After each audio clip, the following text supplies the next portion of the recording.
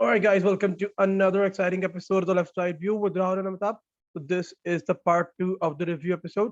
So yeah, we'll cover some league matches that took place this weekend. So where do we begin, Amitabh? So we can start with the Bundesliga now. There were no matches on Sunday, but we had three very important and crucial matches on Saturday, and each one of them did not fail to disappoint. The first one was Mainz against Bayern Munich. Mainz at home against the champions, and it was a performance of a team that has been recently crowned as champions, and it did look like they have had a lot of parties in the past week. Mainz coming out 3-1 victors. After the match, Nagelsmann was very disappointed and angry rather at his team given the performance. But it's difficult. It's difficult to get yourself up for even though they are professionals and this is the Bundesliga we're talking about. But it's difficult after the highs of last week where they have been crowned champions for what, the 11th time now. So 11th consecutive time. So yeah, we can give Bayern a pass here. Rahul? Yeah, I think it's God's way of punishing them, for facing so much beer, I guess. But yeah, I mean, yeah, we could kind of predict it, that the team that's already won the league, they're already going to give their best. But yeah, I think the planning is already on for next season. Already someone like Nasrowi, Gravenberch, and all these players are looking to come in. I mean, we've got to talk about someone like their agent, Mino Raiola, who actually passed away. So yeah, our thoughts and prayers with him. And yeah, let's hope that I actually read a rumor that his operations could be passed down to someone like Data now. That's him. I mean, seriously, like some weird rumors that we see. But yeah, we Yeah. can move on. Yeah. The other match was Dortmund against Bochum. Bochum, who have already had a victory against Bayern Munich this season. This time they came out 4-3 victors against Dortmund. Haaland scored a couple of penalties and a hat trick for Dortmund, but it was a 85th minute penalty that was given to Bochum that proved out to be decisive. Again, just like Munich, even Dortmund are almost secure of their second spot. So again, can't really blame them. And as it is, their form has been inconsistent throughout the season. So yeah, maybe one of those results once again. Rahul? I mean, yeah, we at least expected some kind of reaction from them after the loss to Bayern. Maybe they were also celebrating their loss. Yeah, I mean, seriously, man, toothless performance. Like, why would someone like Haaland stay, man? Like, seriously, I don't want to talk about Dortmund, man. Seriously, Okay, so we seriously, a won't talk. shitty performance. Seriously, a shitty performance. Um, the third match, Hoffenheim against Freiburg, another 3-4 result in favor of the visitors, that is Freiburg. And now Freiburg are in the fourth position. We did discuss that this tussle for the third, fourth place with three teams in it. If we, I mean, we can include Cologne as well, but they're still 2 points shy of Leverkusen and Freiburg right now. 3 points shy of them and 2 points shy of Leipzig, having played a match more. So let's see until unless results come their way, maybe they are not in it. We have to remember that it's a 34 match lead in the Bundesliga. So yeah, but coming back to Hoffenheim against Freiburg, 4-3 victors. Yeah, they've just laid down the gauntlet for Leverkusen and Leipzig, who have their matches later tonight. Rahul? I mean, to be honest, yeah, like Freiburg were a team possessed, in my opinion. They just want fourth place, and to be honest, they have over the course of the season, they actually deserve a place in the top four. They have been one of the most consistent teams. Whereas someone like Leipzig, you probably would say have been so good, but at the same time, they've only been so good since the turn of the year, since the appointment of Dominic Tedesco. But someone like Freiburg, who have actually been consistent throughout the season, they would say that yes, they should at least finish in the top four. And they want to do that. Like even now, after beating Hoffenheim, which is not an easy victory, right? They got the job done, and now they'll be hoping, for someone like Borussia Mönchengladbach, to get a result against Leipzig, because Leipzig obviously will have an eye on their match. I think who do they play? Rangers. The Rangers, yeah, sorry. So obviously Leipzig will have an eye on their match against Rangers on Thursday in the Europa League. So let's see if uh, their prayers will be answered. But yes, a good result for Freiburg. I mean, that's all they could do, right? Like they can only win their match, and so that they can put the pressure on the other team. And they did what they could do. Yeah. Yes, as said, there are two crucial matches later tonight. We can move on to the League A now. On Friday, PSG squared off against Strasbourg away from home. And PSG were actually leading 3-1 with a double goals for Mbappe and third one for Hakimi by the 64th minute. But then there was a variety own goal, and Chachi scored a goal for Strasbourg in the extra time of second half, 92nd minute. So 3-1 Vitas, I think again a recurring team. They have their own set of troubles, and we can give them a pass on this one. It's difficult to produce that sort of a performance, even in the French league. When you're not motivated and when you've already won the whole thing. So, now, I mean, not only that, I guess even Strasbourg were looking to, get a result, because they are sixth right now. So if they can actually finish fifth, they will still, be able to qualify for Europe. So obviously they at least have something to play for. Um, and yes, if not for, let's say, a disallowed goal by VAR, they probably would have managed to win this game. I mean, it did look like uh, at one point it was 3-1 to PSG. It was done and dusted. But then that's the thing, the fact that they wanted to win this match, or at least get something out of it. So yes, they didn't give up. That's what matters, right? And that's why they got two late goals. I mean, uh, the equalizer actually, it almost like it came with the last kick of the game. Like that's how much they wanted to get something out of, and they felt like they had a chance, right? I mean, a PSG side which is uh, not the most solid defensively, even playing with a new system of back three. So yes, now in their last two matches, I think now they're playing with this back three. So maybe it will take them some time uh, to get used to this formation. At the same time, I feel like it's a good thing that they've already started playing with this formation, and they're not waiting for next season to begin and then start with the maybe, because if they can, the sooner they start with this formation, the sooner they can all get used to this formation. uh, so yeah, a good thing. But then yes, the fact that they've already managed to win the league, so you don't really say that like, they would have to get out of second gear, and that's what happened. So there was a chance for Strasbourg to at least get a point, and they managed to do that. Yeah. yeah, in the other match of note, Marseille hosted Lyon, and unfortunately for them, they lost the match 3-0. Maybe Marseille's second position in the league is in jeopardy. They lead Reims with 3 points and three matches to go. Yeah, views on the match now. Uh, I mean, yeah, man, losing 3-0 at home is never a good result. Like, uh, at the same time, they did make a little changes, right? Because like the other team, even Marseille have a game to look forward to in the Conference League. They've got to play Feyenoord, yeah. So they do welcome Feyenoord at home. So yes, they did rest a few key players, and that kind of showed that they had an eye on the other match. Whereas Leon, with this victory, have become only the fifth club in League One to win 1,000 matches. So yeah, this was a 1,000th victory. And yeah, one of those teams is actually Marseille, who's already done it before. But yeah, Leon now joined them. Yeah. Yeah, I think that's about it from League One. We can move on to La Liga now. On Friday, Sevilla did what Sevilla has been known for doing of late. They drew against Cadiz. They got the lead in the seventh minute through a Nasri, and they went about protecting that lead, unfortunately, which they could not do.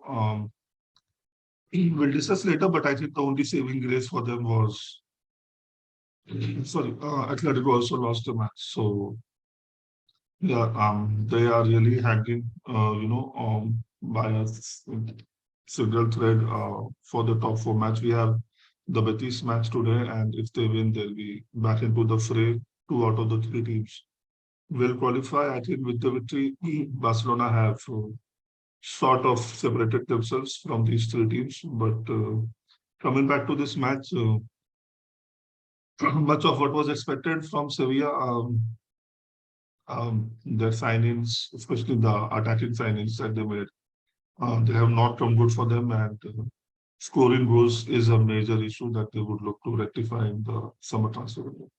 Rahul? I mean, yeah, like it's again, something that was so predictable. We just knew that they're playing at home. Caddies who actually want to avoid relegation would give their all, and if they did that, then yes, they would be able to get at least a point out of this, and that's what happened.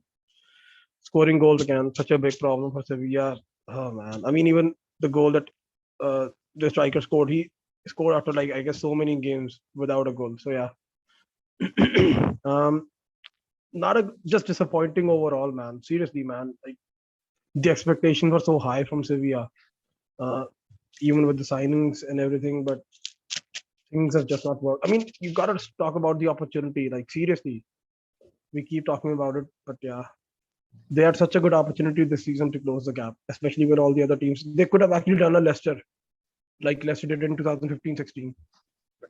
Wasn't meant to be.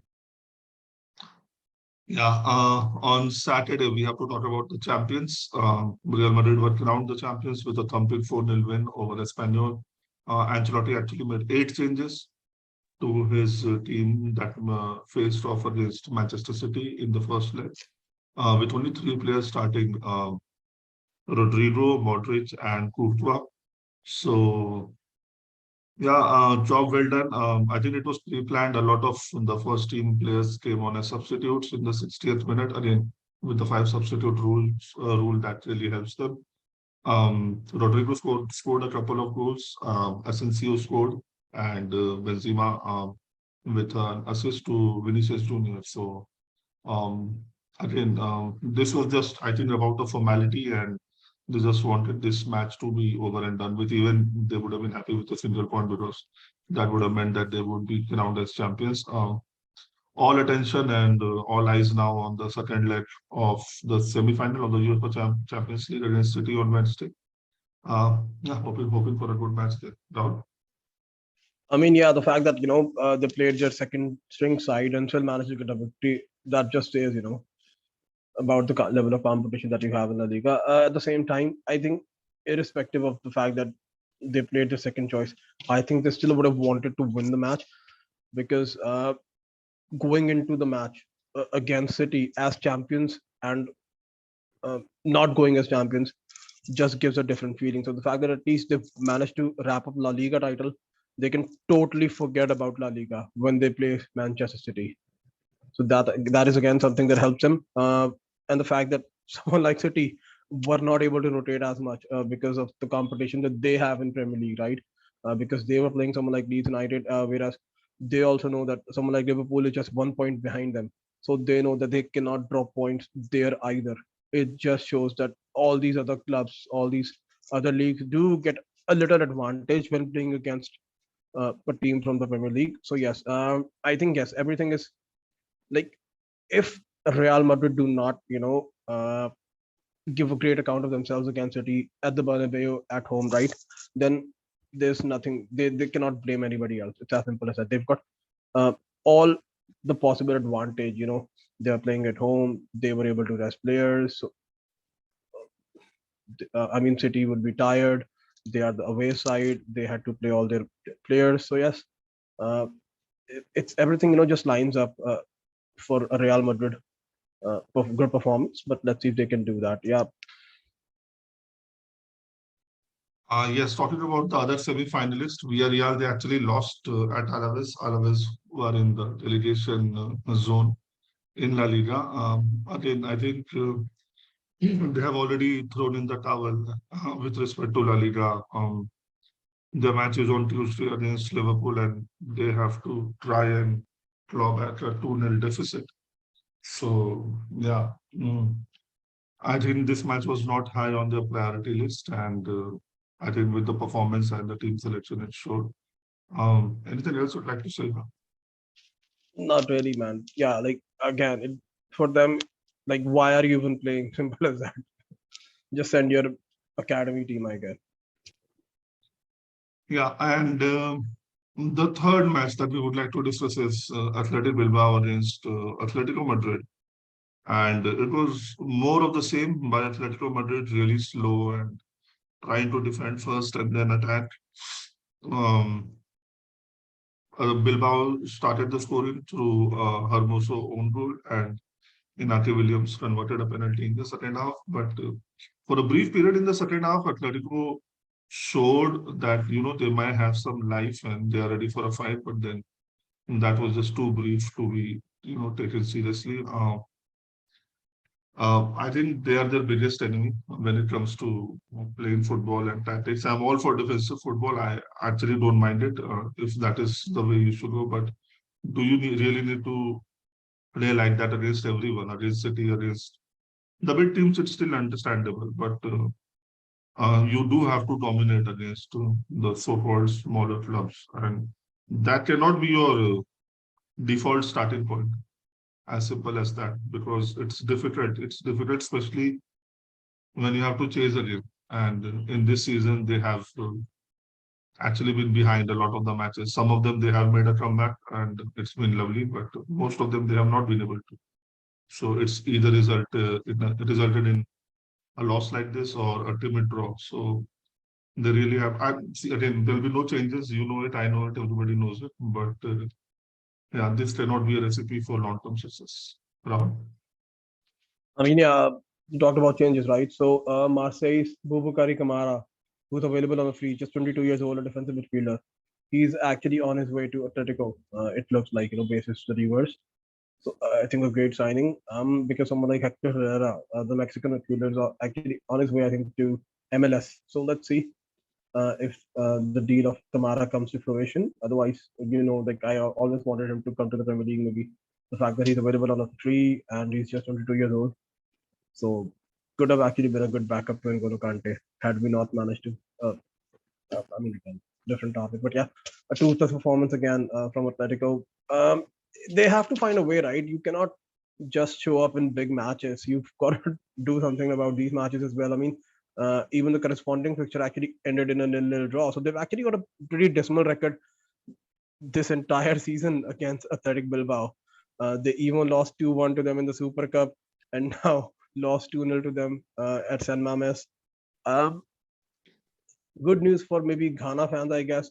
The Williams brother, Inaki Williams and Nico Williams, I think they have both now actually pledged their allegiance to play for Ghana. So they're not gonna play for Spain. Maybe let's hope that maybe they're hoping for someone like Callum Hudson-Odoi to also join them, and maybe Ghana will have like this all-stars team, I guess.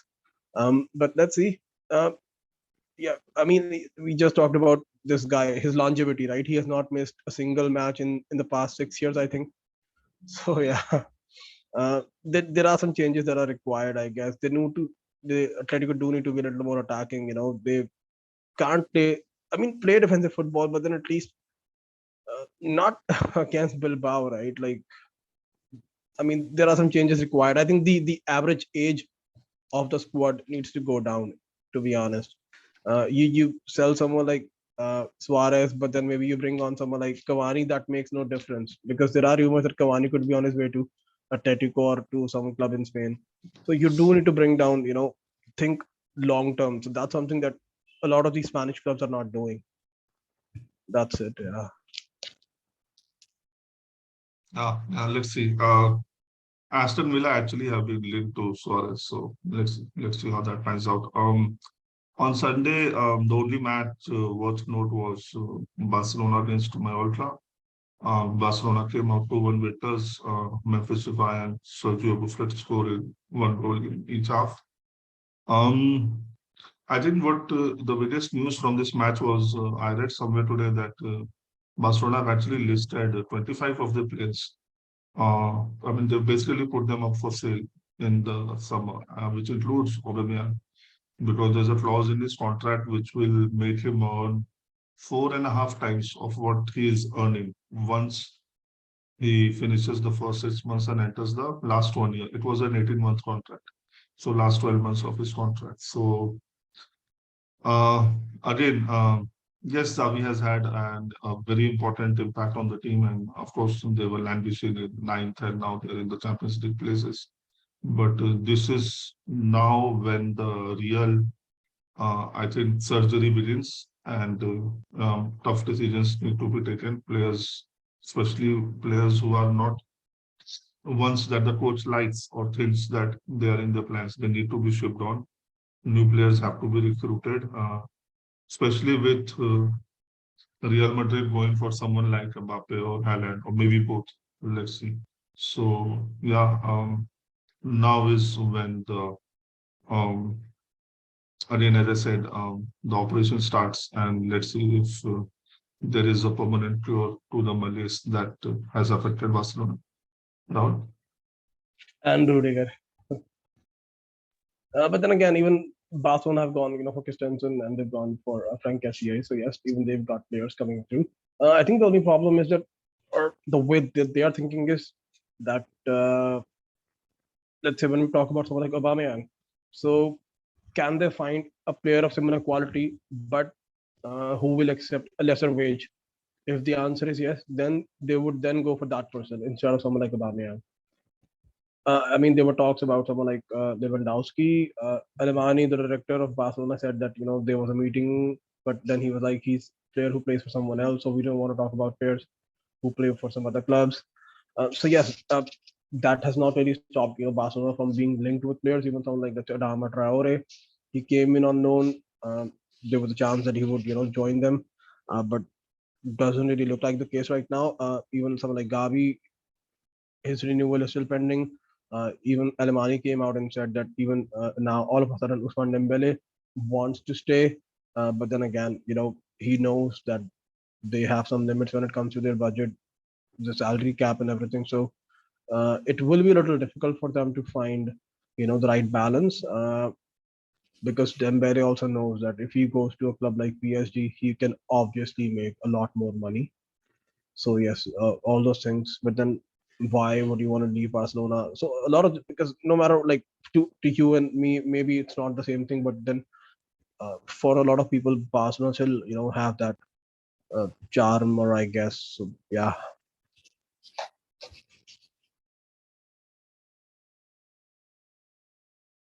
yeah, for us, Barcelona has no chance. Well, let's just put it out there. Um, I think that covers La Liga now. So I think we can stop here. We'll have another episode covering the Serie A matches, because there were a lot of matches and we need to discuss them in detail.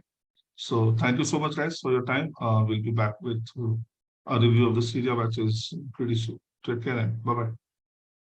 All right, guys.